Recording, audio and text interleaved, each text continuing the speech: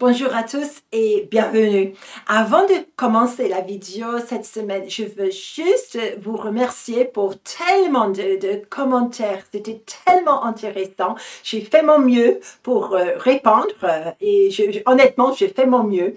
Et juste bienvenue aux gens qui ont décidé de recevoir les vidéos chaque semaine. Bienvenue parmi nous. Alors, si vous avez aimé ce que j'ai filmé la semaine dernière, ça va être un peu la suite, vous savez. Et la dernière fois, j'avais parlé d'une nouvelle race guerrière qui est en train de se lever maintenant. Et bien sûr, la grande question, quelle va être la nature de cette nouvelle race guerrière? Quel est leur parfum? Qu'est-ce qu'ils vont faire? Quelle va être leur stratégie? Et ça m'intrigue beaucoup. Et cette semaine, je veux partager avec vous parce que j'ai fait plusieurs expériences et je ne peux pas tout expliquer, mais je réalise en parlant avec beaucoup de saints, avec d'autres prophètes, que souvent on est très actif pendant la nuit. Et ça peut être dans le bon sens ou dans le mauvais sens. Mais peut-être c'est parce qu'on est tellement actif pendant la journée, tellement occupé que le Seigneur est obligé de parler avec nous la nuit. En effet, c'est complètement biblique. Je vois dans le livre de Job, par contre, que c'est écrit là, c'est un des consolateurs de Job qui dit, mais Dieu, il scelle l'enseignement des hommes pendant leur sommeil. C'est probablement ça. Mais pour vous expliquer que cette semaine, on va parler d'espionnage divin. Ça m'intéresse énormément. Je suis british, je suis britannique et nous, on a inventé James Bond. Je pense que comme race, on aime énormément l'espionnage. J'espère que ça va être la même chose pour vous. Et cette semaine, j'ai fait deux expériences différentes la même nuit. Et la première expérience, j'avais vu beaucoup de tentes. Ça a commencé comme ça, ces deux expériences. Et ça m'a rappelé dans le passé, comme les grands combats entre les nations, quand les armées ont été obligées de camper sous tente.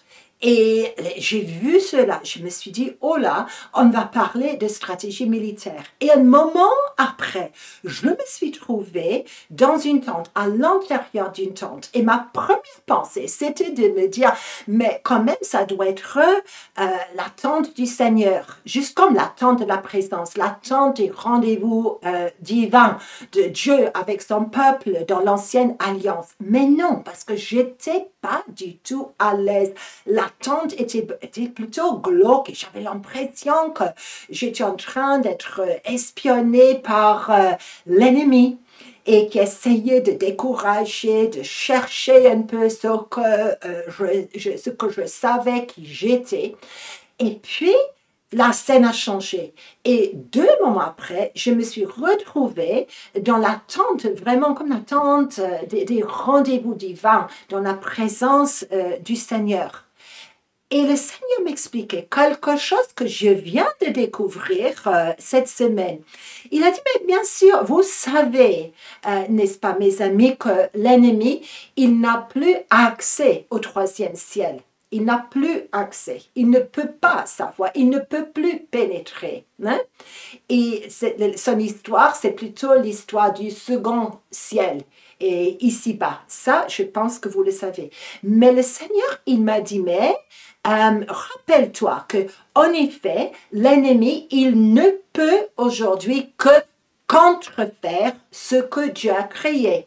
Et qu'il y a une tente là où ce sont des encampements de l'ennemi, des princes déchus où eux, ils tiennent conseil, où eux, ils veulent savoir ce que Dieu essaie de faire pour pouvoir bloquer.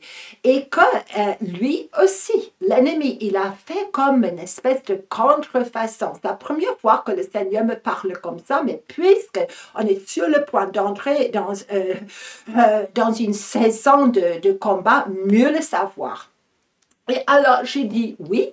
Seigneur, je commence à comprendre parce que cette année, le Seigneur, il a attiré mon attention à plusieurs reprises, surtout sur le Moyen-Orient. c'est normal parce que quel combat il y en a là-bas, c'est juste horrible, la détresse et la souffrance. Et il m'a montré les armées angéliques et il m'a montré que c'est pas toujours visible. La première fois que tu ouvres les yeux, qui est de quel côté? Et je ne peux pas oublier cela, un scénario où je voyais ce qui en apparence était une armée angélique, mais c'était comme si les anges se combattaient entre eux. Et je me suis dit, mais c'est pas possible, parce que dans l'armée de Dieu, chaque ange reconnaît sa place. Il y a loyauté aujourd'hui.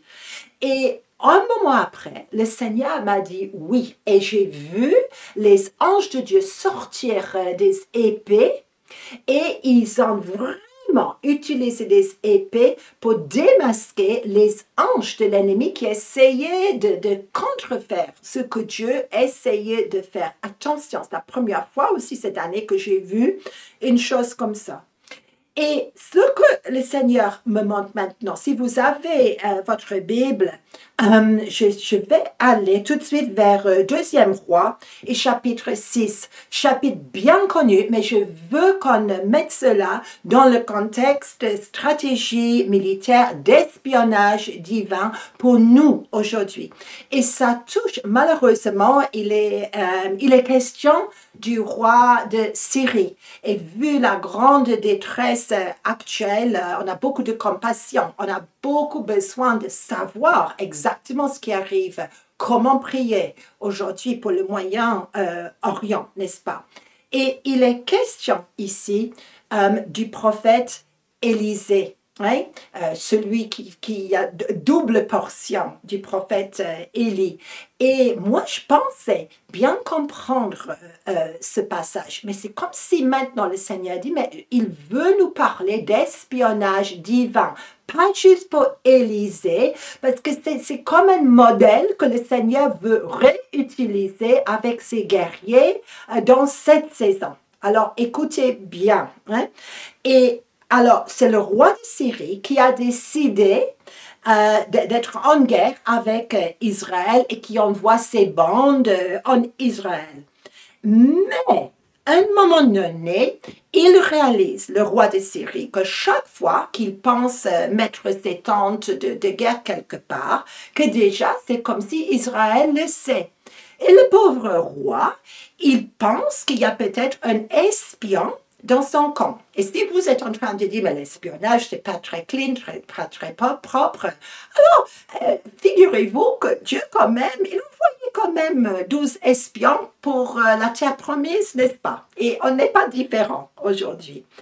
Et alors, il pense qu'il est en train d'être trahi par un espion caché à l'intérieur de sa stratégie, dans sa tente de stratégie. Mais quand il envoie chercher ses serviteurs, les serviteurs disent finalement, personne ne te trahit. Hein?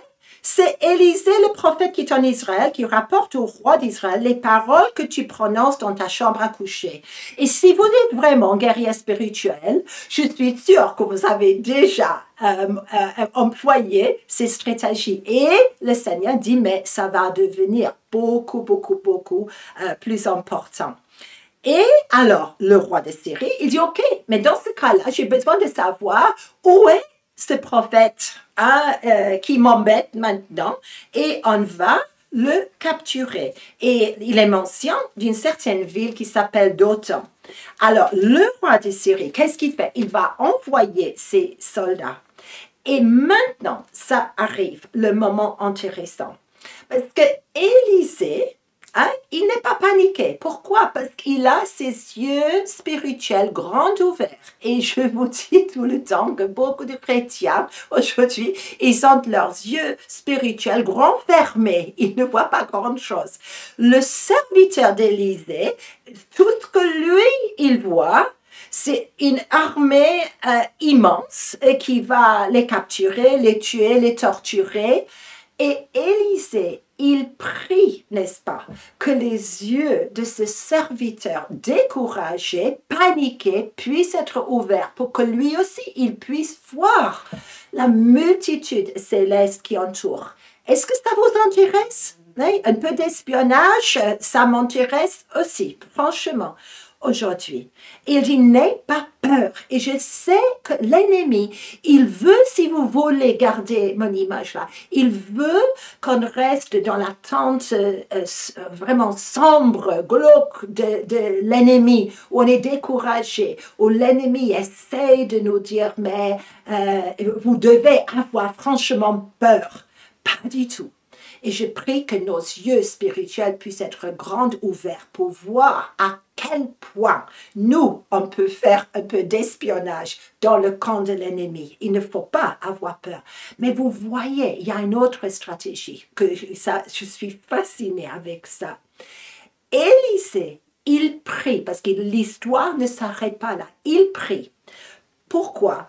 Il prie que les soldats de l'ennemi puissent être frappés et pour devenir aveugles. Et ils ne reconnaissent plus Élisée. Au lieu de le capturer, Élisée, il est capable de leur dire, ce n'est pas le bon chemin et ce n'est pas la bonne ville, suivez-moi et je vous conduirai vers l'homme que vous cherchez.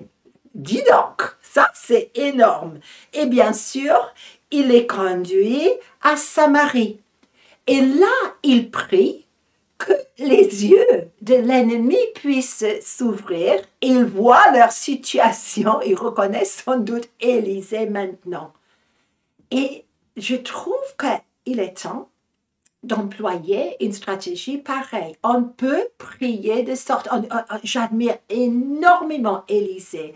Mais je crois qu'aujourd'hui, le Seigneur est en train de nous montrer des stratégies complètement similaires. Et ce que j'aime, spécialement quand je considère la situation du Moyen-Orient et la souffrance de ces nations-là, le roi d'Israël, de juste titre, il dit, mais est-ce que je vais les mettre à mort? Et Élisée, il dit, mais non, parce que ils n'ont pas été capturés, honnêtement, dans un combat naturel entre les hommes, mais par les ruses de l'ennemi. Par les ruses de leurs ennemis, c'est-à-dire par les ruses que le Seigneur va nous donner. Est-ce que ça t'intéresse de pouvoir aveugler l'ennemi, les attirer dans ton camp pour qu'ils puissent voir? Et la fin de l'histoire, et il demande, le prophète Élisée, au roi, de leur donner de quoi manger, de boire. Il les renvoie chez eux en paix. Waouh! Et à cause de ça, le roi de Syrie arrête sa guerre contre Israël. Peut-être ça doit nous intéresser aujourd'hui. Et je prie, Seigneur, pour chaque personne qui voit cette vidéo, qu'il puisse vraiment devenir espion pour toi. Seigneur, que même si tu permets qu'il voit les contrefaçons des tentes de l'ennemi, que dans ta tente, il puisse recevoir stratégie, qu'il puisse réaliser, Seigneur, que l'enjeu est absolument immense pour nous aujourd'hui. Et Seigneur, que cette nouvelle race puisse se lever.